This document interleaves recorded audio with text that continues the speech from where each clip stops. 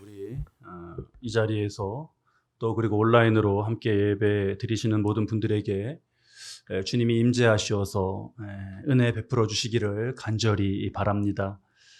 우리 교회는 지난 4월 26일에 모이는 예배를 재개했었는데 그 이후로 18주 만에 다시 온라인으로 이렇게 예배를 드리게 되었습니다. 참으로 안타까운 그런 마음입니다. 여러분도 얼마나 마음이 편치 않으십니까? 저는 지난 주간에는 밤잠을 잘 이루지 못했습니다. 지난 봄에 예배를 처음으로 온라인으로 드리게 되었을 때는 이것이 새롭게 접해보는 그런 방식이었기 때문에 어떤 설렘 같은 것이 있었고, 또 각 가정이 예배의 처소가 되는, 그렇게 하나님께 구별된 장소가 되는 그런 의미와 은혜를 거기서 발견하기도 했습니다. 그런데 많은 분들이 공감하시는 것처럼 온라인 예배가 한 주 한 주 진행되면서 점차 예배의 모습이 좀 달라졌습니다. 저는 어느 집사님의 고백이 참 인상적이었는데, 이 집사님께서 처음에는 온라인 예배를 드리게 된 후에 처음에는 일찍 일어나셔서 거실도 청소하시고 찬양 막 부르시면서 그렇게 예배 시간을 기다리셨던 거예요.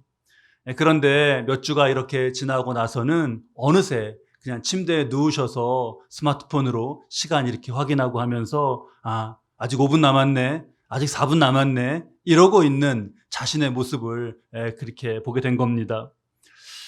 그래서 정말 이대로는 안 되겠다, 이렇게는 안 되겠다 싶어서 온라인 예배임에도 불구하고 교회로 오셔서 예배를 이렇게 촬영하고 하는 그 한켠에서 당신이 예배를 드리셨다고 그렇게 고백하는 것을 들었습니다. 오해는 하지 마시기 바랍니다. 우리가 온라인 예배지만 교회로 오시라고 그렇게 말씀드리는 것은 절대 아닙니다. 지난 주일 우리에게 주신 말씀 다시 좀 새겨야 하겠습니다. 내가 어떻게 말하고 행동하고 어떻게 살든지 간에 나를 복과 은혜, 천국으로 이끌어가는 그런 견인차는 없습니다. 그 어떤 피조물이라도 우리 주 예수 그리스도 안에 있는 하나님의 사랑에서 나를 끊을 수 없습니다. 그런데 내가 끊을 수 있습니다. 이제 우리가 신앙생활, 경건생활에 있어서 개인, 각자의 자세와 의지가 이전보다 정말 너무나 중요해졌다라는 것을 깊이 새겨야 하겠습니다. 이것이 우리가 오늘날 엄중하게 받아들여야 할 시대적인 환경이 된 것입니다. 코로나19로 많은 제약이 생겨난 이때에 정말 세상 풍조는 나날이 바뀌어도 나는 내 믿음 지키리니 라는 그런 찬양 가사처럼 보증으로 우리에게 주신 성령님의 임재 속에서 우리가 나의 예배와 믿음을 온전히 지켜가실 수 있기를 바랍니다. 지난 주간에 코로나19 감염 확산으로 참 이 사회에 많은 혼란이 생겨났습니다. 또 그 혼란의 중심에 교회가 놓이면서 많은 말들이 들려왔습니다. 대체 무슨 말이 맞는 것인가? 혼란의 책임은 누구에게 있는 것인가? 세상이 참으로 시끄러웠습니다. 저도 이러한 상황 속에서 하나님은 어떤 일을 하시나, 우리가 무엇을 하기 원하시나 골방에서의 기도가 깊었습니다. 늦은 시간까지 잠들지 못하다가 한두 시간 어떻게 선뜻 이렇게 설핏 잔 것처럼 잠들었다가는 다시 깨서 긴 기도의 시간을 갖고 했습니다. 이 시기 우리가 정말 우리의 심령의 무릎을 꿇고 들어야 할 그런 하나님의 말씀으로 사탄의 접근이라는 제목으로 이 시간 나눕니다.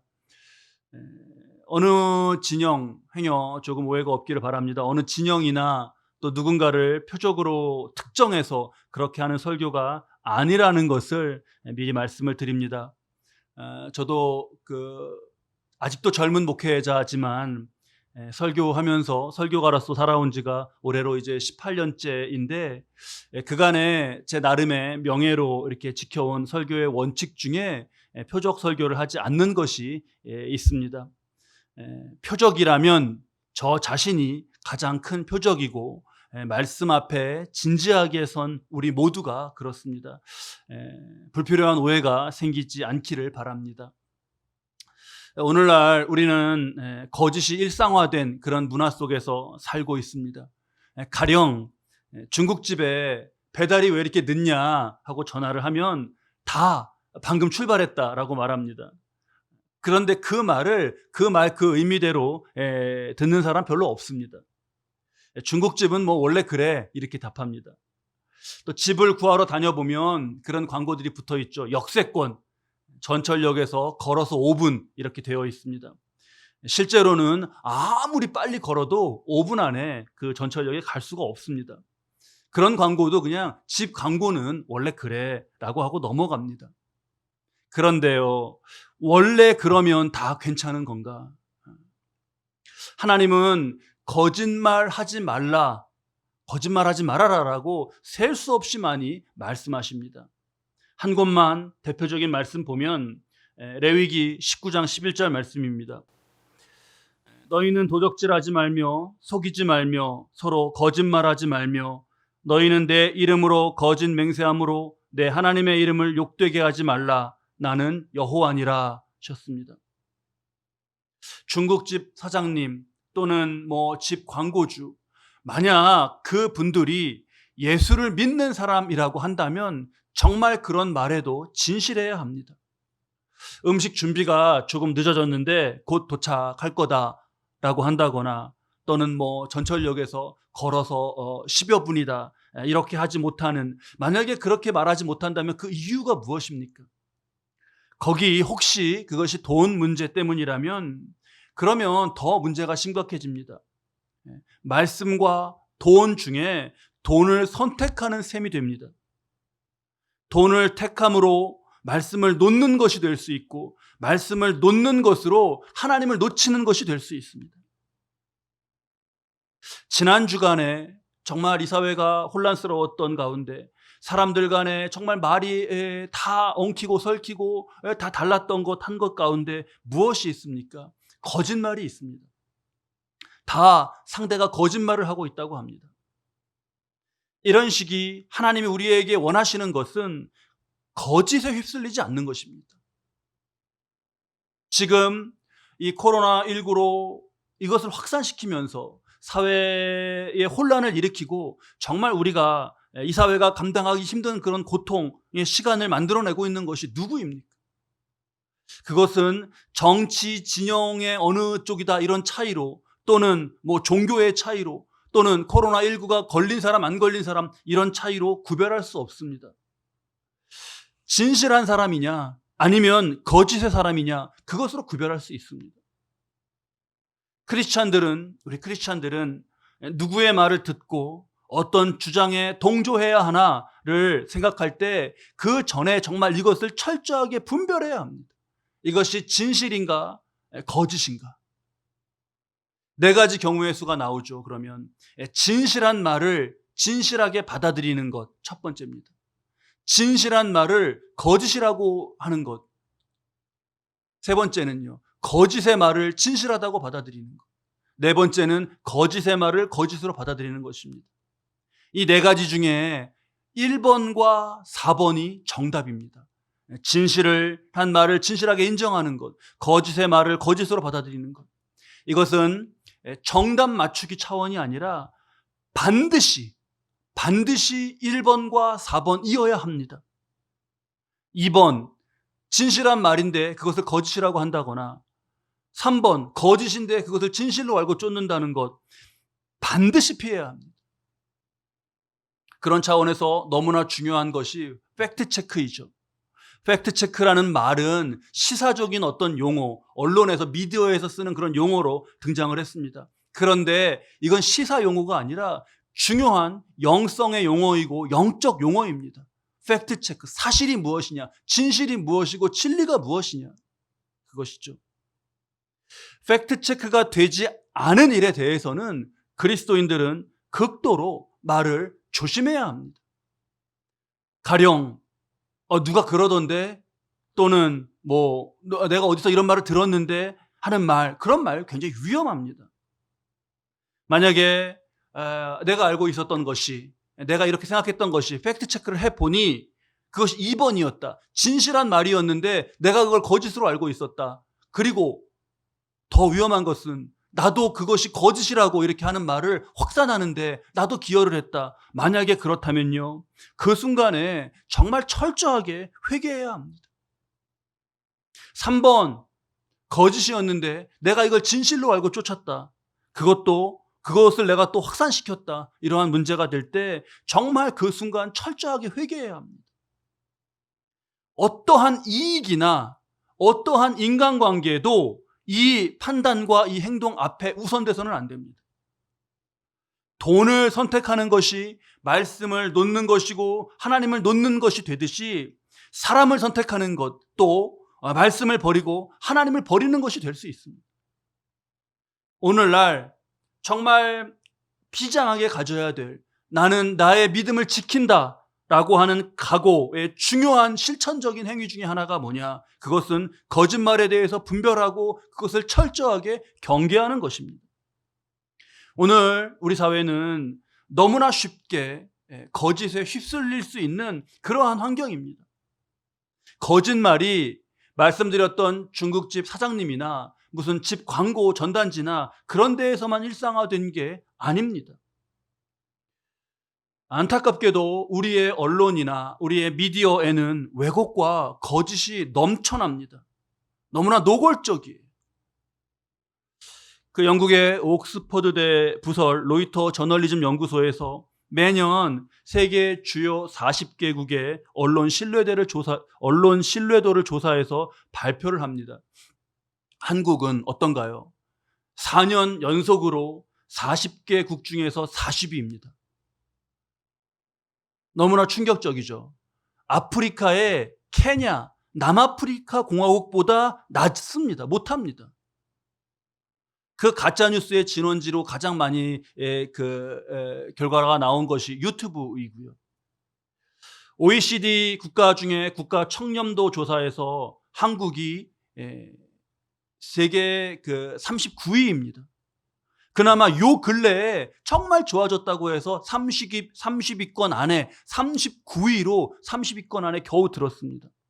점수는 59점입니다. 이걸 우리 대학의 평점 방식으로 바꾸면 D학점도 못 받는 F학점이에요. 아시아 부패지수 조사에서도 아시아에서도 우리가 6위밖에 되지 않습니다. 우리의 조국을 비하하고 비판하고 싶은 그런 마음은 결코 없습니다. 누가 그러고 싶겠습니까? 이렇게 나누는 것은 그러니까 거짓을 멀리하고 하나님과의 온전한 관계, 영적으로 건강하게 살기에 너무 열악한 환경 속에 지금 우리가 있다라는 것을, 이 영적 현실을 자각해야 한다는 것입니다. 더욱 정말 내가 내 믿음 지켜야 한다, 그런 각오가 절실한 거죠.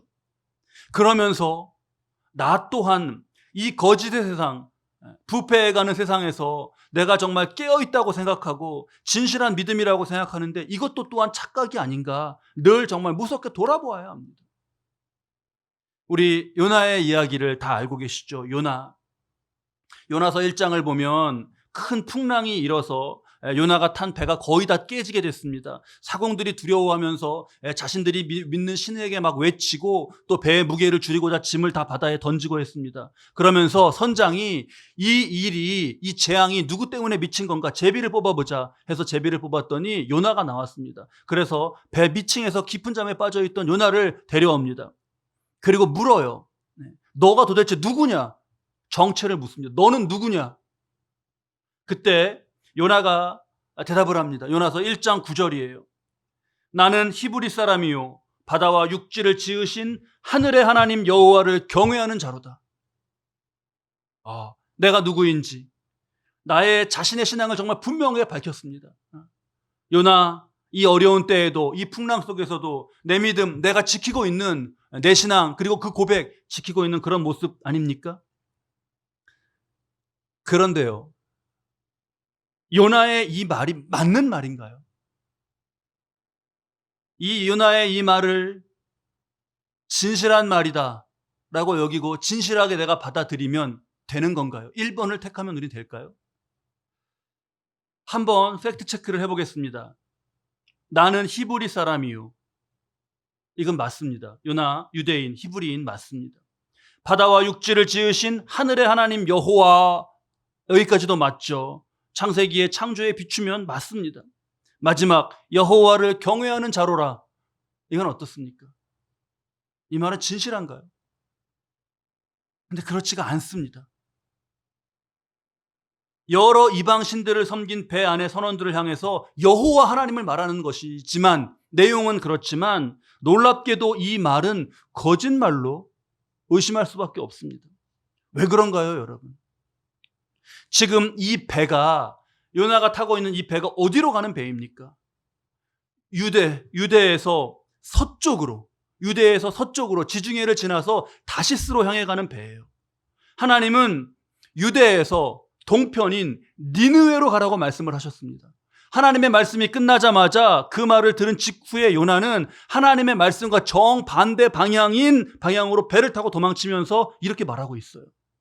하나님 명하신 것을 정반대로 하면서 하나님을 경외한다.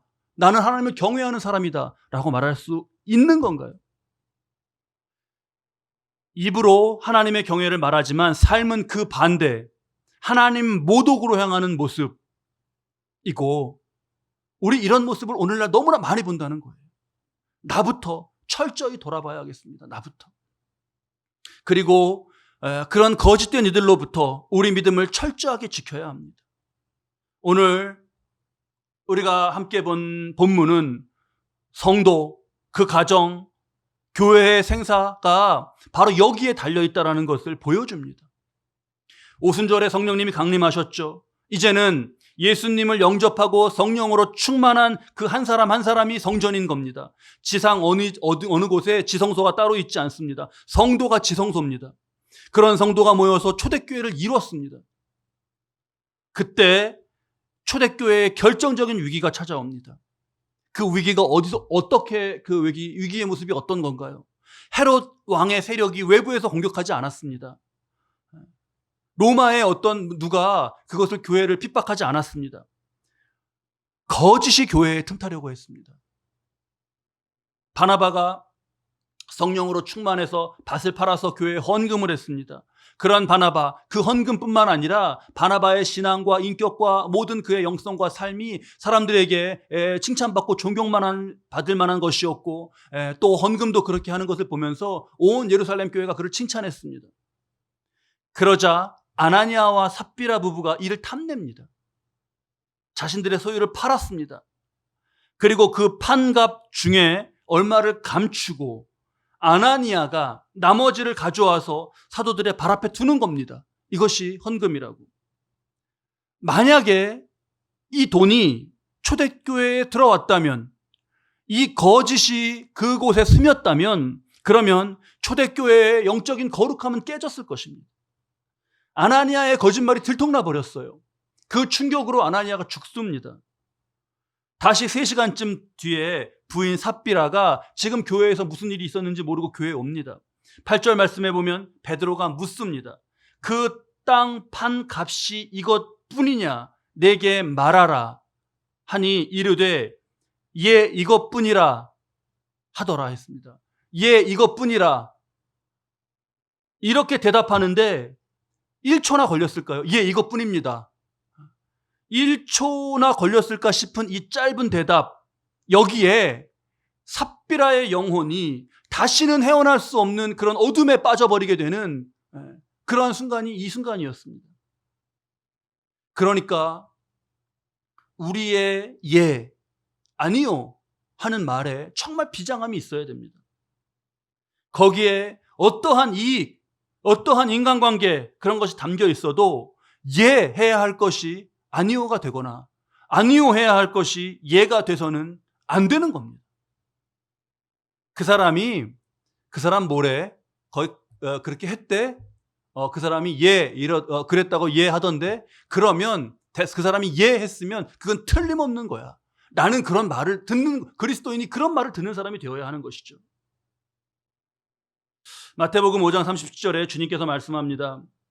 너희는, 제가 세 번역으로 읽어드릴게요. 너희는 할 때에는 예라는 말만 하고 아니오라고 할 때에는 아니오라는 말만 하여라. 이보다 지나치는 것은 악에서 나오는 것이다. 주님은 라고 했으면 그 뒤에 이게 예라는 거를 뭘로 맹세하고 성전으로 맹세하고 하늘로 맹세하고 그런 것조차 하지 말라시는 거예요.